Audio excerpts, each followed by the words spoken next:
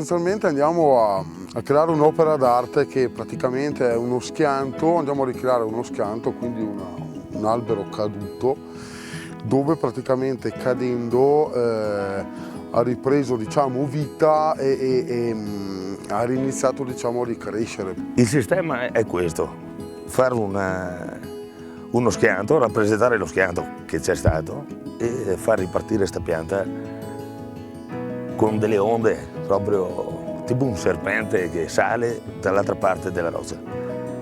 Tutto qua, insomma, la pianta è bella grande, quindi ci sarà da lavorare molto, ma ce la faremo. Mi ricorda un po' quando ero piccolo con mio padre che si andava a fare la legna nel bosco e ho un po' questa, dopo anni e anni, ho un po' di nuovo questa sensazione, no? Di essere nel bosco, tra l'altro in compagnia di buoni amici, e andiamo a creare un po' queste sorte di opere d'arte, per cui è un piacere. È un'emozione anche un po' triste, perché dopo quello che è successo, insomma, speriamo di rendere un po' di felicità a questi boschi che hanno subito tanta violenza.